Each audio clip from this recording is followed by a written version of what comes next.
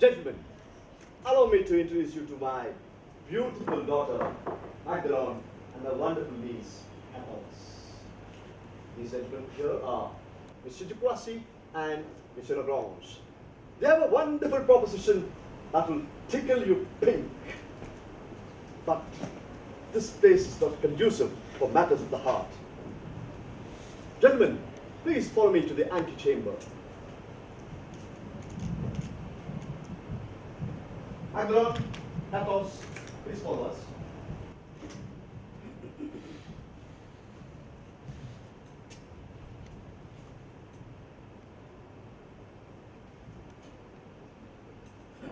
Margot! Margot! What is the meaning of this? Sorry, sir. I want this room clean in 5 minutes. Okay, sir.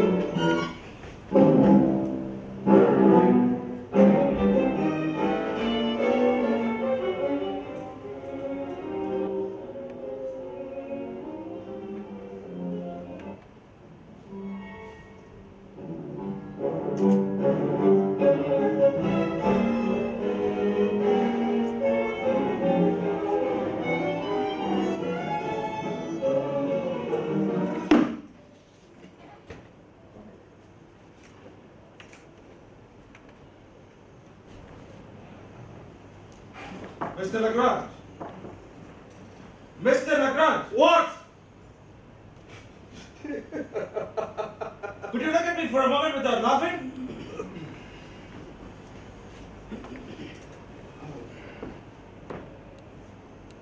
Well? What do you say about Wizard? Are you pleased with it? Do you think either of us has any reason to be so? Not at all, to say the truth. As for me, I'm quite shocked at it. Now tell me, have you ever seen a couple of continuances giving themselves more ridiculous air? Or two men treated more contempt than we were? They hardly could make up their mind to order chairs for us. I have never seen so much of whispering between them. And so much yawning. And rubbing of their eyes. And asking so often. What a clock it is. Did not agree. We were the meanest person in the world. We could not have treated so worse. Hey, you seem to take it greatly to heart. Of course I do. So much so that I decided to take revenge on them for their impertinence. I plainly see why they despise us. Affectation has not only infected Paris, but also spread across the whole country. And our ridiculous damsels have taken their share of it. There's a strange medley of coquetry and affectation. I plainly see what kind of person will be well received by them. If you take my advice, we will play them such a trick and show them their folly and teach them to distinguish the person whom they have to deal with. Well, how can you do this?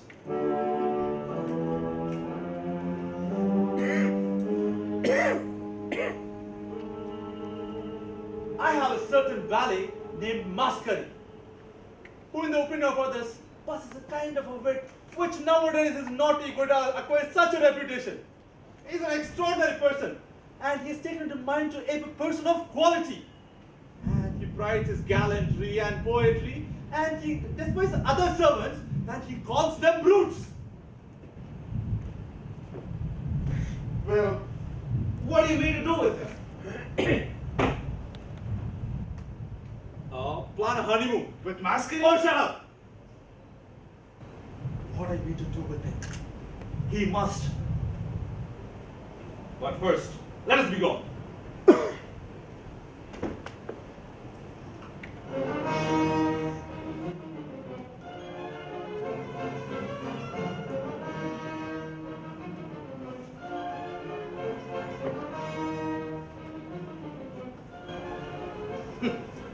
Well, gentlemen, you have seen my daughter and my niece.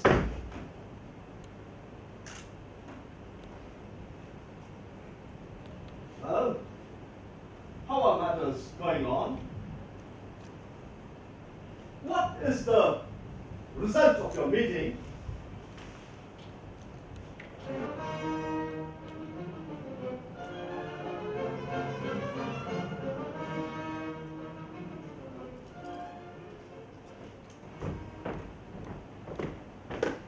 Your daughter and niece can tell it better than we can. And all we can say is, we thank you for the service you provided us. And remain the most humble servant. The most humble servants.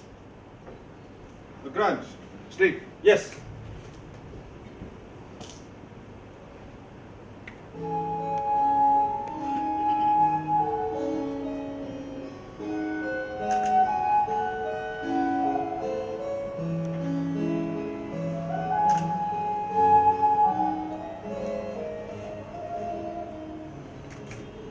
Methinks they go away dissatisfied. What is the meaning of this? I must find out. Marut! Marut! Did you call, sir? Where are your mistresses? 1 minute, sir.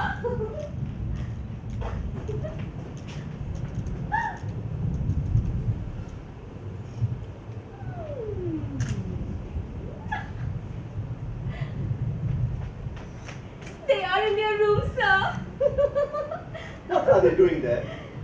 Making lip salve. There's no end to their salves. Bid them come down. Immediately! Okay, sir. I think these wenches have, with their salves, a mind to ruin me. Everywhere in the house, I see nothing but whites of eggs and extra virgin oil, and 1,000 other fooleries I'm not familiar with. Ever since the time we've been here, they've been using the fat of a dozen pigs at least. And 4 servants can live happily every day on the sheep's trotters that they use.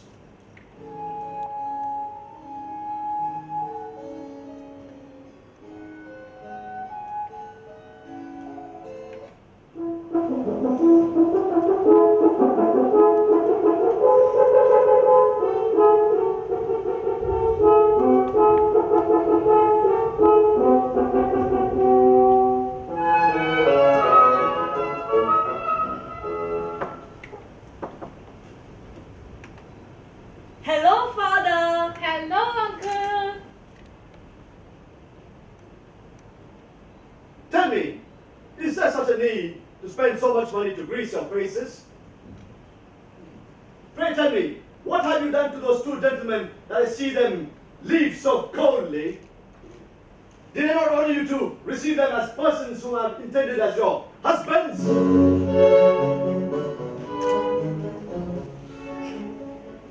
Dear Father, what consideration do you wish us to entertain for the irregular behavior of these people? How can a woman of ever so little understanding, Uncle, reconcile herself to such individuals? What have you to find with them? Would you believe it? They began proposing marriage to us. What would you have them begin with? With a proposal to keep you as their concubines!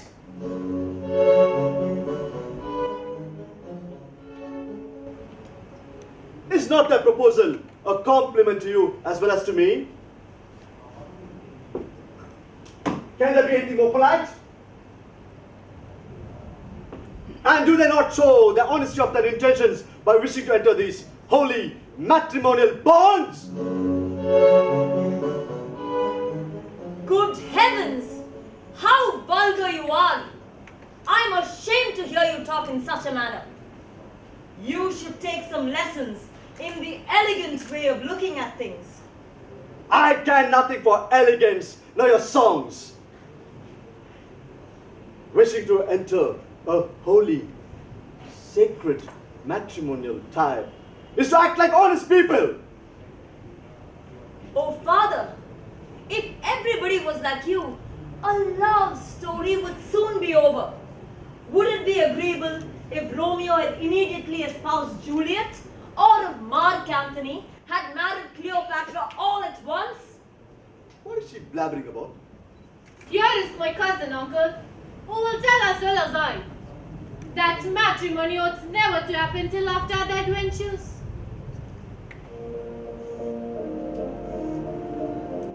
A lover to be agreeable must understand how to define sentiments, to breathe soft, tender and passionate vows.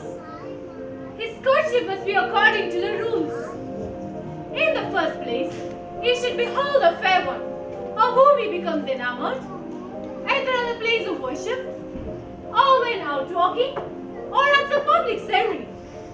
Or he should be introduced to her by a friend or a relative, as if by chance. And when he leaves her, he should appear in a pensive and melancholy mood. For some time he should conceal his passion from the object of his love, but pay several visits, and every one of which he ought to introduce some gallant subjects to exercise the wit of all his company. And when the day comes to make his declarations, which should be contrived in a shady garden walk, while the company is at a distance, this is quickly followed by anger, which is shown by our blushing, which banishes the lover from our presence for a while, after which he finds means to pacify us, to accustom us gradually to hear him depict his passions and draw from us those confessions which causes us so much pain. And then come the adventures, rivals that thwart mutual inclination, the persecution of fathers, jealousies arising without any foundation, complaints, despair, and running away with and its consequences. Thus things are carried on in a fashionable life that veritable gallantry cannot dispense with. But to come out point blank with a proposal of marriage, to make no love but with a marriage contract, to begin a novel at the wrong end. Once more, Father, nothing can be more tradesmanlike, and the mere thought of it makes me sick at heart. What the frigging nonsense is all this? This is high-tone language with a vengeance. Indeed, Uncle. My cousin, it's be thus or so awkward in gallantry.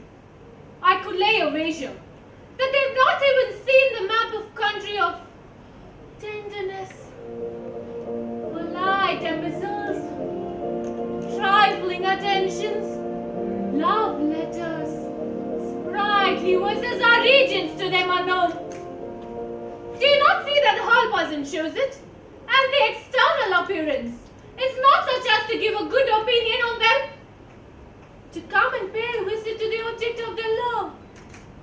With a leg without any ornaments, A hat without any feathers, a head with its locks not artistically arranged. a coat with a paucity of ribbons. Heavens, what lovers are these? What stinginess in dress. What barrenness of conversation? This is not to be allowed. This is not to be bound. I also observed that their ruffs were not made by a fashionable milliner. And that their breeches were not big enough by more than half a foot.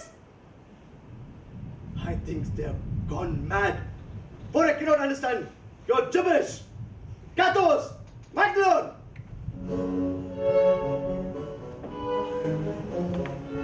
Pray, Father, do not call us by those strange names. Call us by some other. What do you mean by those strange names?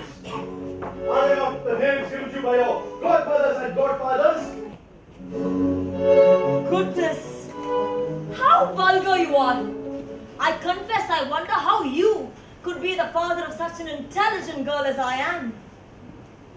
Has anybody ever heard of the name Cathos and Magdalene uttered in genteel style? Are either of these names not enough to destroy the finest novel in this world? It is true, uncle. Your rather suffers extremely at hearing those words pronounced. And the name of Polixena, which my cousin has chosen, and that of Amanda, which I took possesses a charm which you must need acknowledge. Listen! One word will suffice. You shall not have any other names other than those given to you by your godmothers and godfathers. As for those two gentlemen, I know their family and their fortunes. And I am determined that you shall have them as your husbands. I'm tired of looking after you. Taking care of two girls like you is too much of a burden for a man of my age. As for me, uncle, all I can say is that marriage is a very shocking business. How can one endure the thought of lying by the side of a man who's really naked? Allow us to take breath for a short while in the fashionable world of Paris, where we have just arrived. Allow us to prepare at leisure the groundwork for our novel, and do not hurry on the conclusion too abruptly. There is no doubt about it. They are both mad. Once more I tell you, I do not understand your gibberish.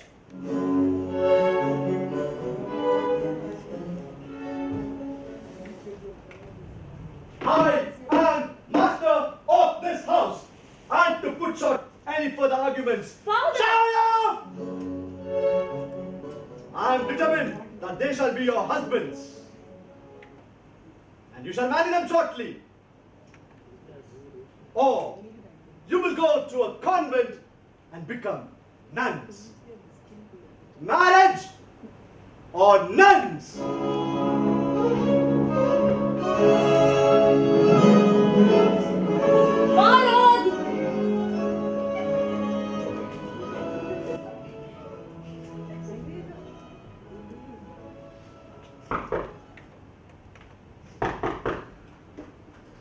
Excuse me? Marriage or nuns?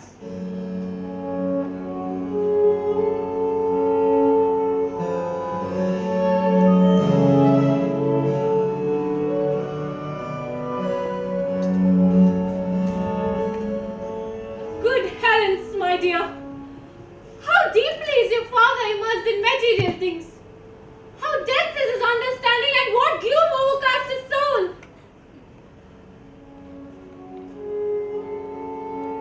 What can I do, my dear? I'm ashamed of him. I can hardly persuade myself to believe that I am indeed his daughter. I am sure that an accident sometime or the other will discover me to be of a more illustrious descent. I believe it. Really. When I consider myself.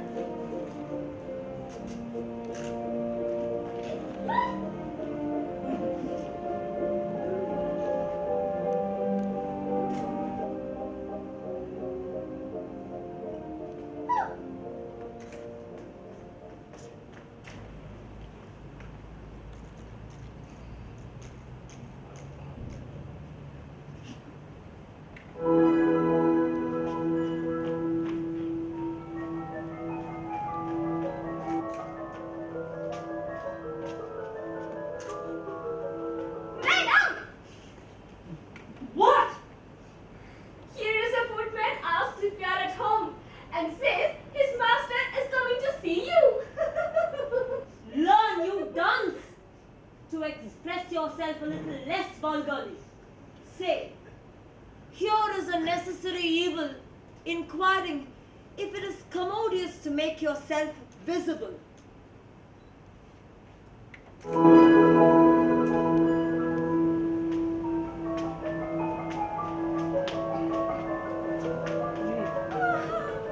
What? I do not understand Latin and have not learned philosophy out of Cyrus, as you have done. Impertinent creature! How can this be borne? Who is this footman's master? He told it was the Marquis de Masquerie.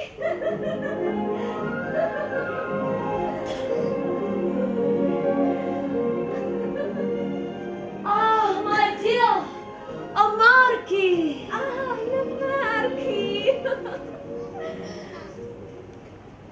Go tell him we are visible.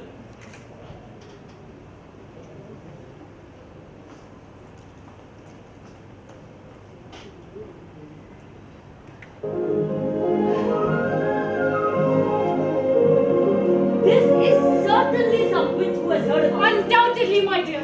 Let us receive him in this room, then our parlor. And let us arrange our hair a little to maintain our reputation. Marot! I'm here. Bring us the looking glass, you blockhead. And make sure not to contaminate the brightness by communication of your image.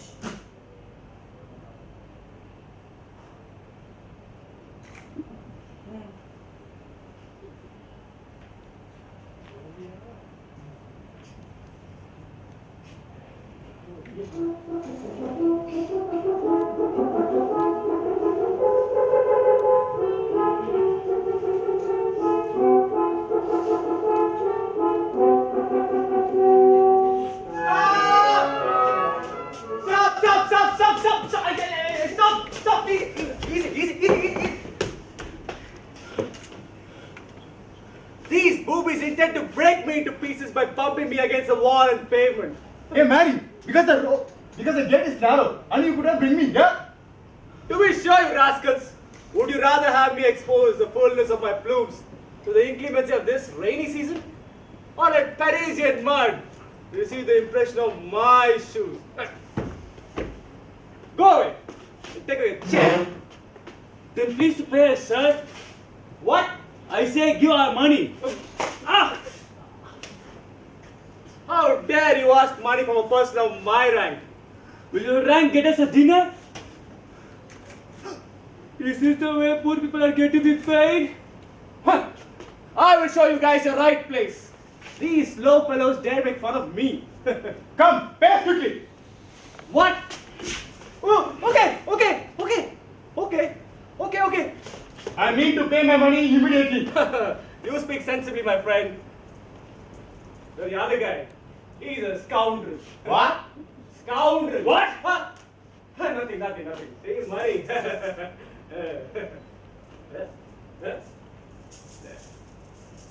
Here. Are you satisfied now? No, we are not satisfied. You boss my friends here and... Gently!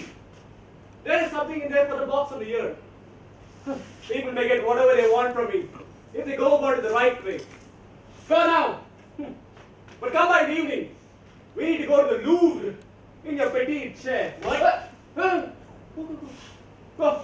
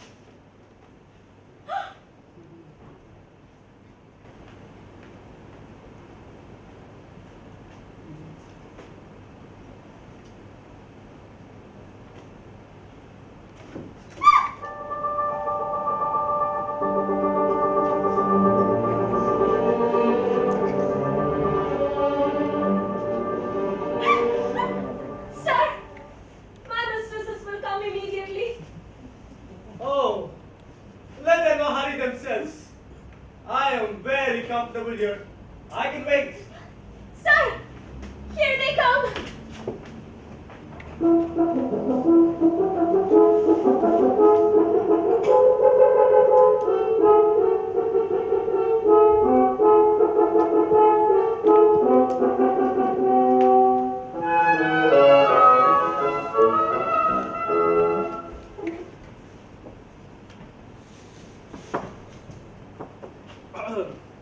Ladies, I am sure you're shocked by the boldness of my visit. But it is your reputation that has caused this disagreeable affair upon you. Merit has such potent charms that I run everywhere after it. If you pursue merit, you should not be here. If you find merit amongst us, you should have brought it either yourself. My cousin and I must take care not to give too much credit to your sweet adulation. Oh, when fame mentioned your deserts, he spoke the truth.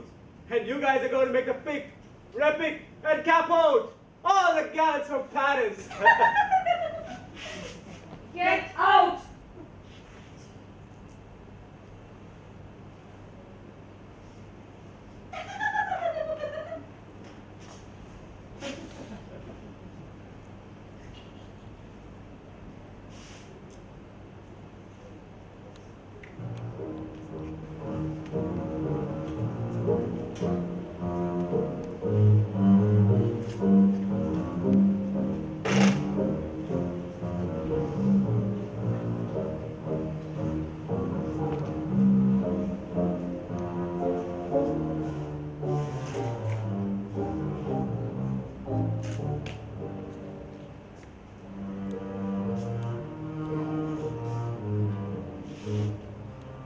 What? Am I safe here?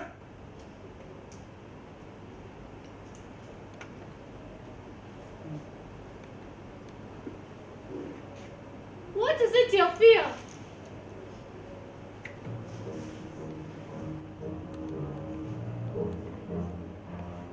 Some larceny of my heart, massacre of my liberty.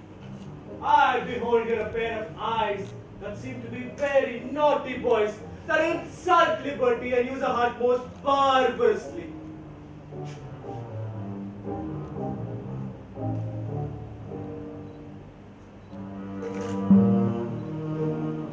Why the deuce do they put themselves on so much guard? In order to kill anyone who comes near them? Upon my word, I mistrust them. I let us scamper away or expect very good security that they do me no mischief.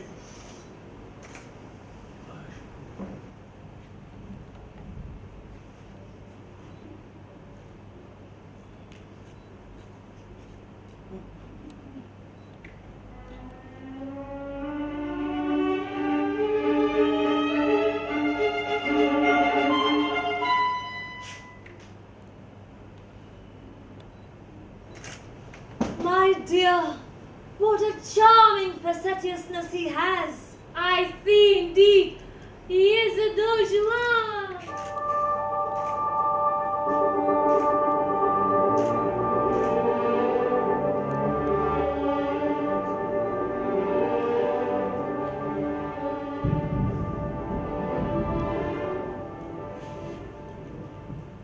Fear nothing.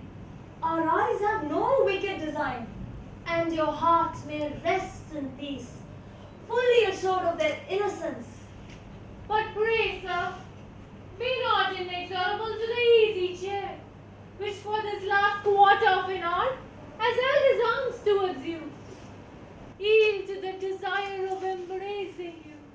Ah, ladies, what do you think of Paris? Alas, what can I think of Paris? It is the very antipodes of reason not to confess that Paris is a grand cabinet of marvels, the center of good taste, wit, and gallantry. As for me, excuse me, as for me, I maintain that outside of Paris, there is no salvation for the polite world. Most assuredly. Paris is somewhat muddy. But then we have sedan chair. To be sure, a sedan chair is a wonderful protection against the insults of mud and bad weather. Ladies, I am sure to receive many visits. What great wit belongs to your company? Alas, we are not yet known, but are in the way of being so. For a lady of our acquaintance has promised to bring all the gentlemen who've written the miscellanies of select poetry. And certain others who we have been told are likewise the sovereign arbiters of all that is handsome. I can manage it better than anybody else. They all visit me.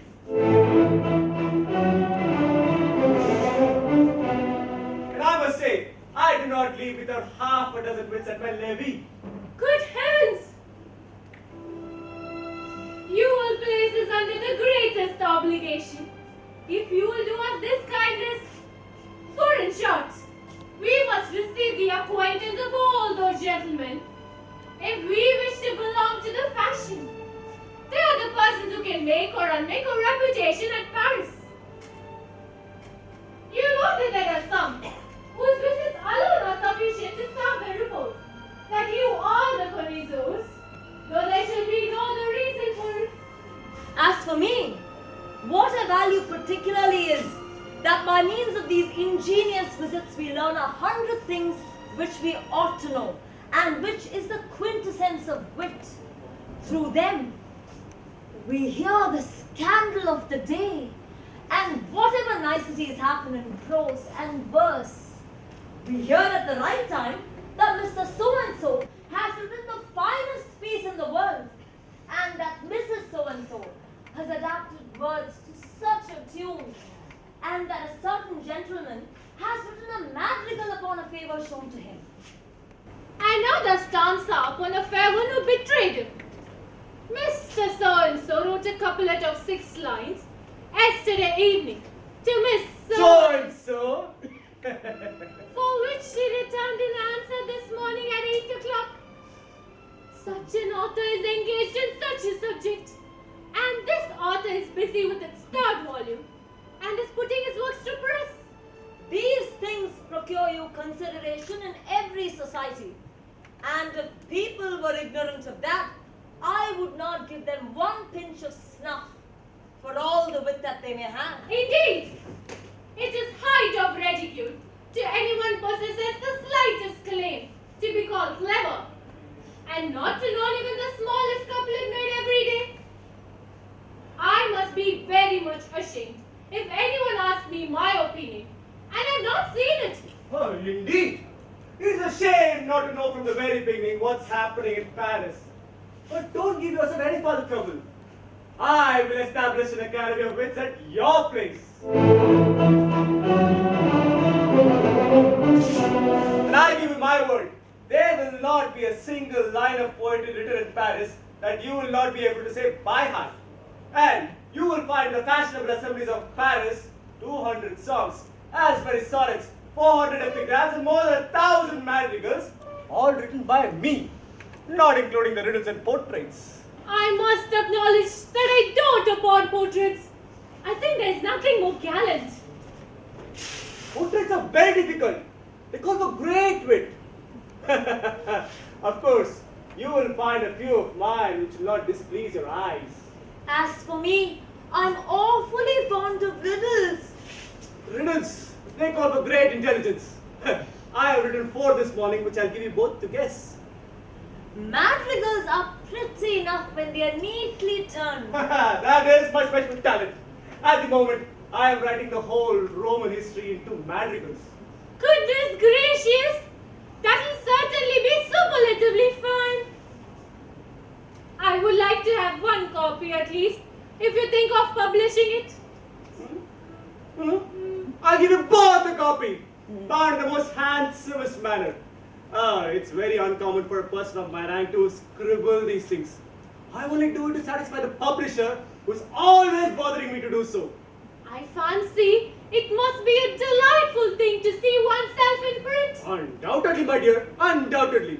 By the by, I must repeat to you certain extempo verses I made at the house of a duchess, an acquaintance of mine. I am deuced clever at extempo verses. Extempo verses are certainly the touchstone of genius. Listen then. We are all yours.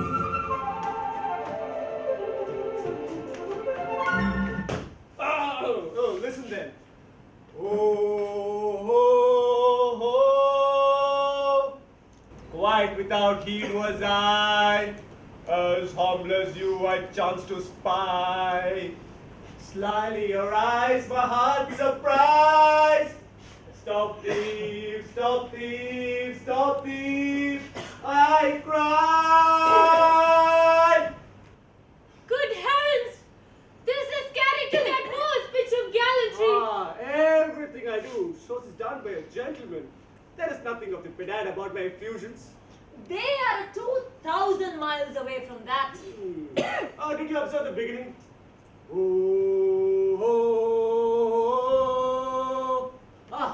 There is something original about that. Like a man suddenly thought of something. Taken by surprise, as it were. I think that, admirable. That's a mere nothing. Good heavens! How can you say so? It is one of these things that are perfectly invaluable. No doubt upon it. I would rather have written that, than an epic poem. Egad, you have a great taste. No doubt about it. I hope so. Did you also not admire Quite Without Heed Was I? Quite without heed was I. Quite without heed was I. That is to say, I was not paying attention to anything. A natural way of speaking. I was walking along harmlessly, innocently, without any malice, like a poor sheep. You I chanced to spy! You I chanced to spy. That is to say, I amuse myself by looking at you, observing you, contemplating you. நான் உன்னை பார்த்த பொழுது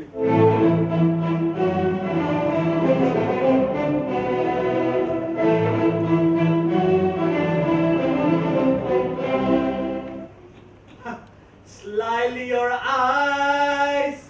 What do you think? So I have the word slyly. Don't you think it's well chosen? Perfectly. Slyly, stealthily, like a cat watching a mouse. Slyly. Nothing can be better. My heart surprised. That is to say, it carries it away from me, robs me of it. Stop thief, stop thief, stop thief, I cry. Don't you think a man was running after a thief and Stop thief, stop thief, stop thief. I cried. Your turn is witty and sprightly. Listen to the tune I made for it. Have you learned music? Music? I? Not at all. Then how can you make a tune? People of rank know everything without ever having to learn it. His lordship is quite in the right, my dear. Listen to the tune now.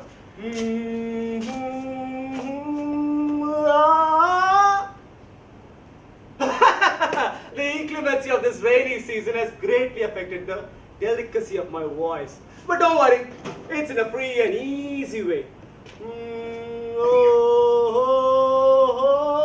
What a passion that breathes in this music! It is enough to make one die of you with delight. There is something plaintive in it. Do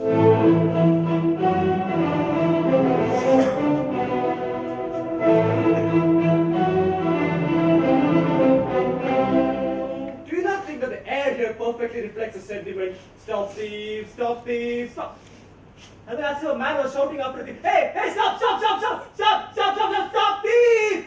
And then finally out of breath, stop, thief! This is to understand the perfection of things, the grand perfection, the perfection of perfections. I declare this altogether a wonderful performance. I'm enchanted with the air and the words. I never yet met anything so excellent. Everything I do comes very naturally to me. It is without study. Nature has treated you like a fond mother, and you are her darling child. Yeah. Ladies, how do you pass away time?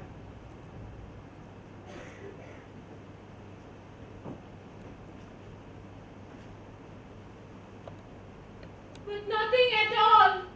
We live in a terrible dearth of amusements. I am at your service to attend you to the plays one of these days, if you would permit me. Indeed, a new comedy is to be acted out, which I am very glad we might be able to see together. There is no refusing you anything. But I want you guys to applaud at the end, for I have given a helping hand to the piece. The author called me this very morning and begged me to do so. It is very common for the authors and poets to come to a person of rank so that they may get our approval and we may give them the reputation. But I give you my word, when we are there and we say anything, the pit and the crew dare contradicts us. As for me, I am very, very punctual at these things, and when I have given my word to the poet, I always cry out, bravo! Bravo! Even before the candles are lighted. Say no more. Paris is an admirable place. 100 things happen every day, which people in the countryside, however clever they are, have no idea of. Since you have told us, we shall consider it our duty to cry lustily every word that is said. I may be deceived here, but looks like you have written a play yourself. Aye, there may be something in what you say. Upon my word, we must see it.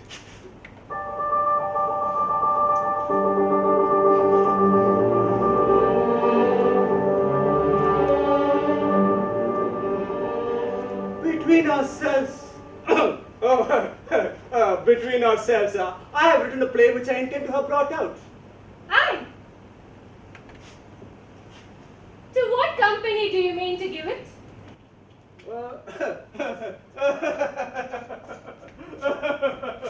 That is a great question indeed. Of course, to the actors of Hotel de Bourgogne. They alone can bring a good piece into great repute. The other actors, they are ignorant creatures. They talk as though reciting everyday life, and they don't know how to mouth the verses or to pause at beautiful passages. How can one know when the fine lines are if the actor does not stop with them, thereby giving an opportunity to applaud heartily? Indeed, it is one way of making the audience feel the beauties of any work. Things are only prized when they're well set up. Hey, what do you say of my top knot? My gold knot and my rosettes. Do you find them in harmony with my coat? Perfectly. What do you say of my ribbon? Is it well chosen? Furiously well. I think it's real Bertrician. What do you say of my skirts? Oh, they are so fashionable. I must boast that they are at least quarter of a yard wider than anything that's ever been made. I must admit, I've never seen the elegance of dress carried farther. Ladies, please fasten the reflection of your smelling faculty on this glove.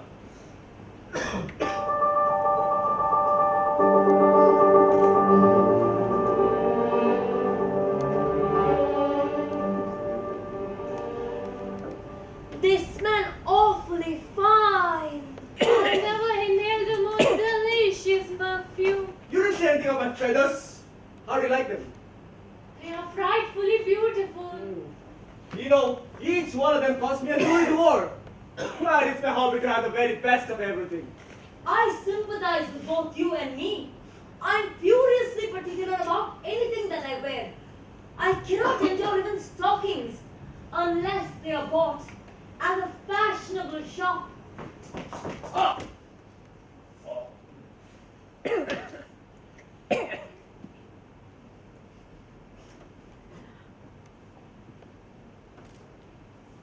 What happened?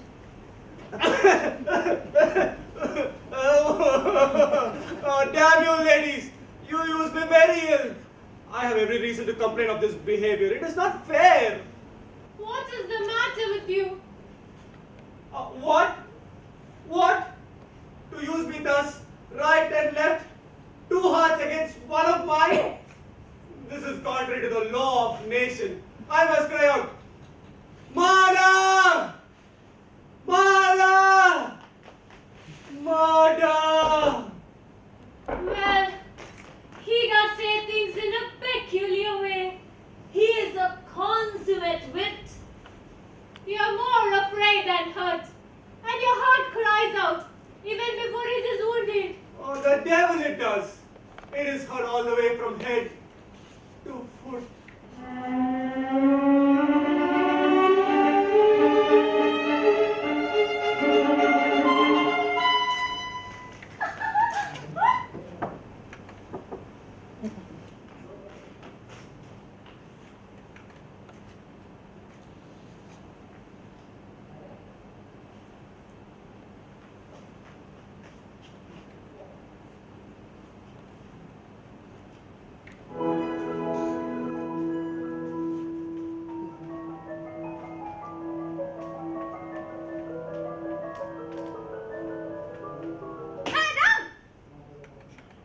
What? Someone asked for you. Who? Because the show delay.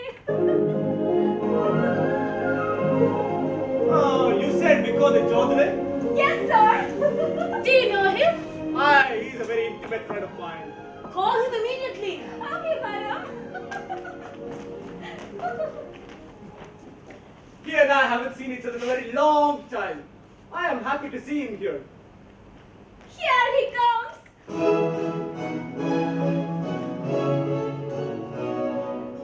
Hey, because. Oh, Marquis.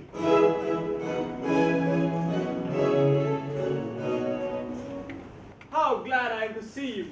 How happy I am to see you here. Embrace me once more, please. My dear, we begin to be known. People of fashion find the way to our house. Oh, ladies, allow me to introduce you to this gentleman who deserves the honor of your acquaintance. Thank you, Marquis.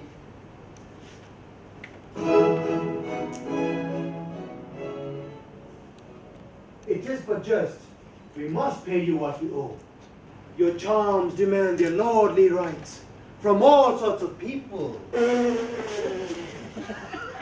Get out!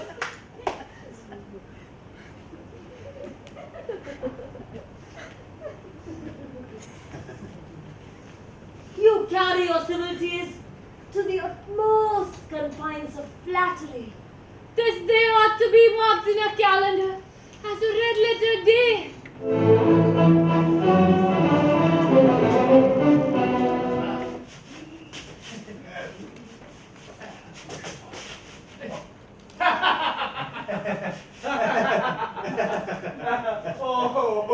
Oh, ladies, you must not be surprised to see the Viscount thus. He has just recovered from an illness which has made him so pale. The consequences of continual attendance at court and the fatigues of war. Oh, did you know, ladies, in the Viscount, you have one of the heroes of the age. He is a very valiant man. Marquis, you are not inferior to me.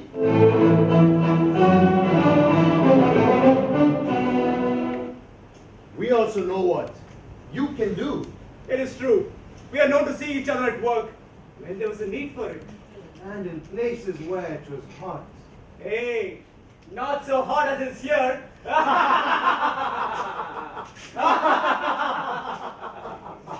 We became acquainted in the army. It was the first time we saw each other.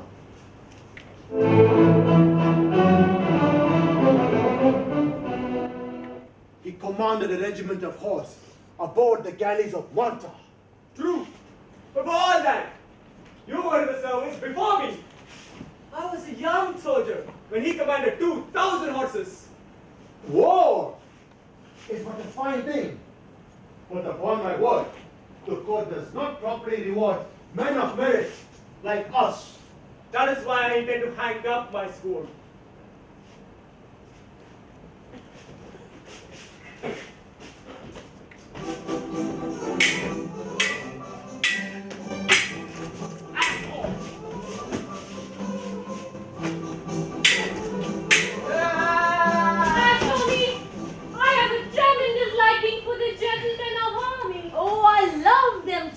But I like bravery seasoned with wit. Oh, Viscount, do you remember when you took the half moon from the enemies at siege of Arras? What do you mean by a half moon? It was but a complete full moon. I believe you're right.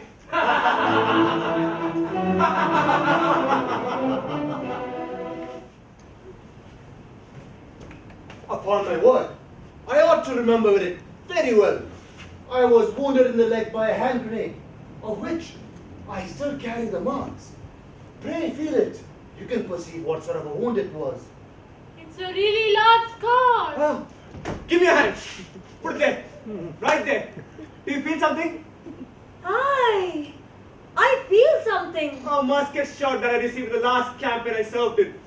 Here's the wound which went right through me at the attack of plague flies. Oh, I will show you a tremendous wound. There is no occasion for it. We believe it without seeing it. These are honest marks. Shows what a man is made of. No. We have not the least doubt of the valor of you both. Oh, Viscount, is your sedan chair waiting? Why? We can offer the ladies an airing and offer them a collation. But we cannot go out today. So sad. Let us call for the musicians then and have a ball. Upon my word, that is a happy thought. With all our hearts. But we shall have some additional company. So, let me call the footman. Champagne, Picard, Bourgogne, Cascade, Basque, Lavender, Provençal, Lorraine, La Violette! Oh, these footmen are always out of the way. I do not think there is a single gentleman in France worse served than I am. These rascals are always out of the way. Rascals?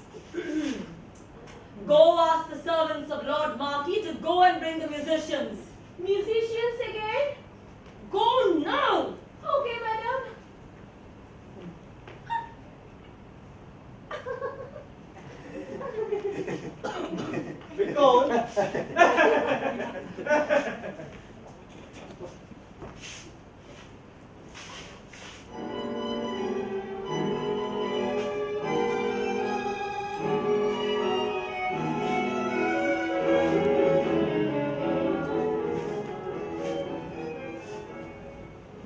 Because what do you see of those eyes? I don't know, Marquis. What do you think of them yourself? I think our liberty will have a tough time going away scot-free. At least mine has suffered great tragedy, and my heart hangs by a single thread. How natural is all that he says. He gives to things that miracle done.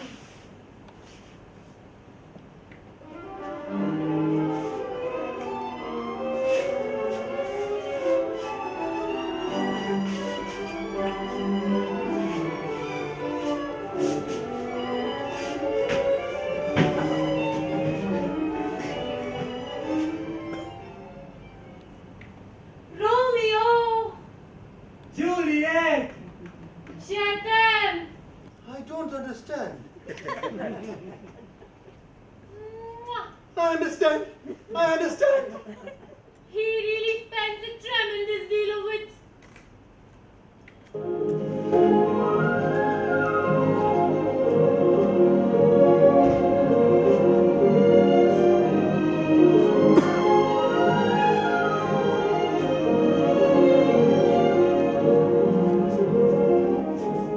To show you I'm in the earnest, I will make some extempo verses of my passion. Oh, I beseech you upon all that I hold sacred, let us hear something made upon us.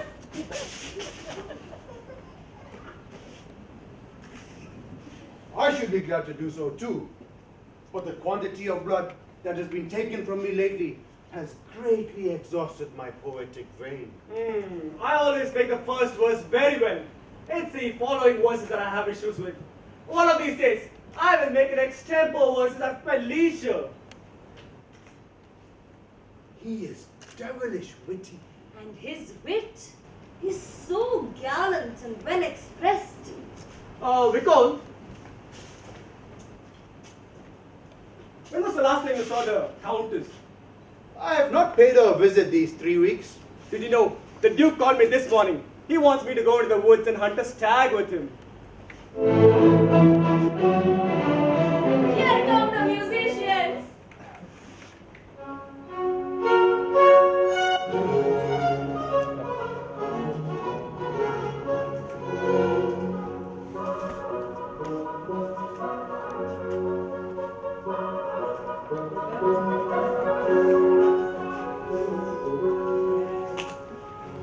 Look, my dears, we beg your pardon.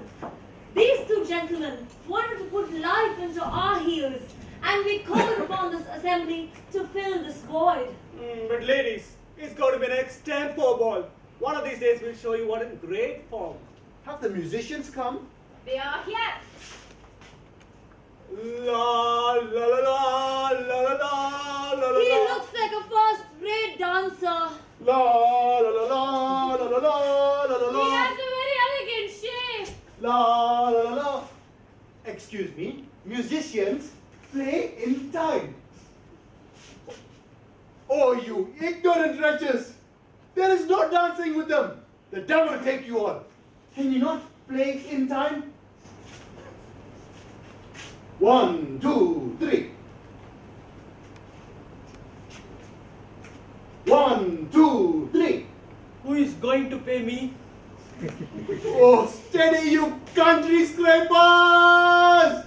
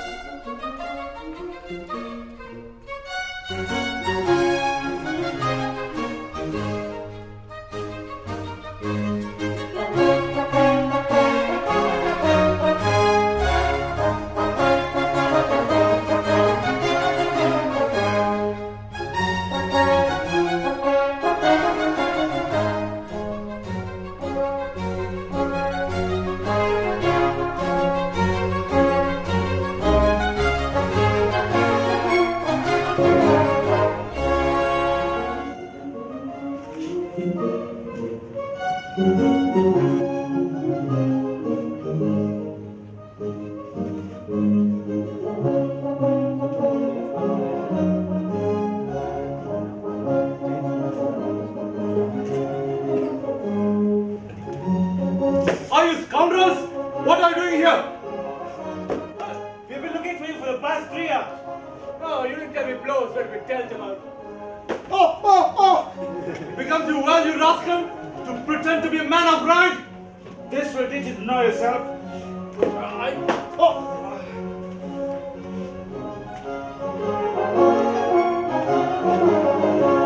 What is the meaning of this? It is a wager. What? Allow yourself to be beaten thus? I didn't even take notice of it. I am naturally very violent. I should have gone to a passion. But to suffer an insult like this in our presence? But they are our friends. And within friends, one should not pay attention to these trifles.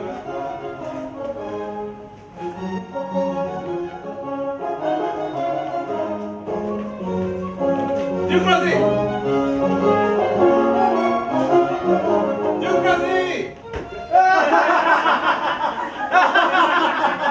Stop it!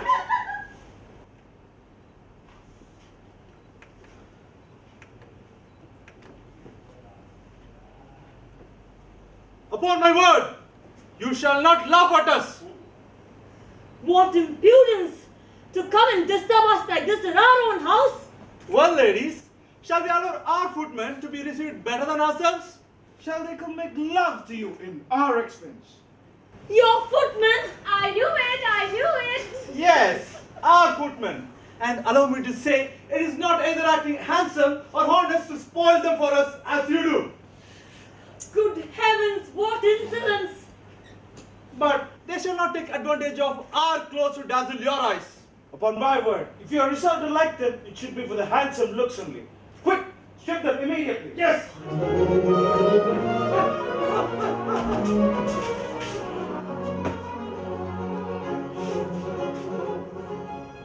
Oh!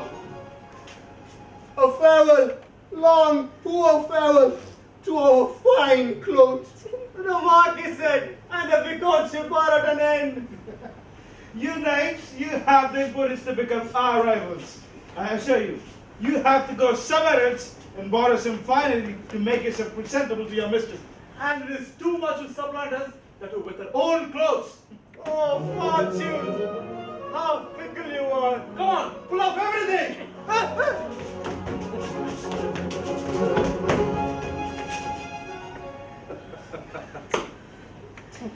Now, ladies, in the present condition, you can continue your amour with them as long as you please, and we will live it perfectly free. This gentleman and I solemnly declare that we shall not be the least degree jealous. Come on, let's go. What a confusion! I'm nearly bursting with vexation. Who is going to pay me? Ask the Lord, the Vicomte. Who is going to pay me? Ask my lord, the Marquis. Well, well, well.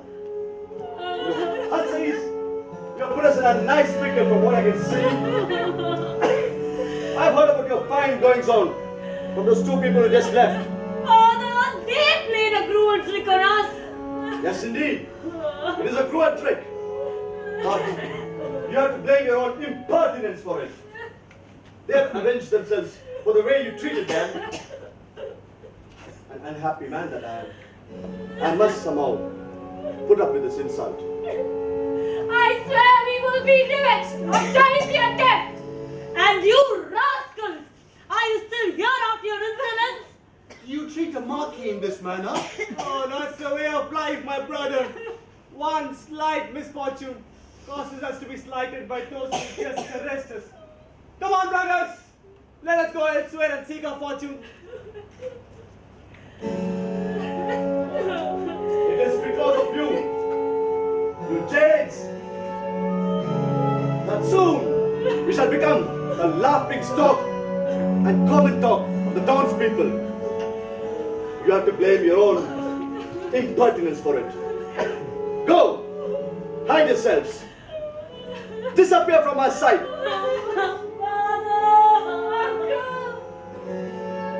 And you stupid trash, you mischievous amusements for the idle minds, you novels, songs, sonnets, verses, sonatas. The devil take you all. Oh, enough, Father, enough. We realize our follies.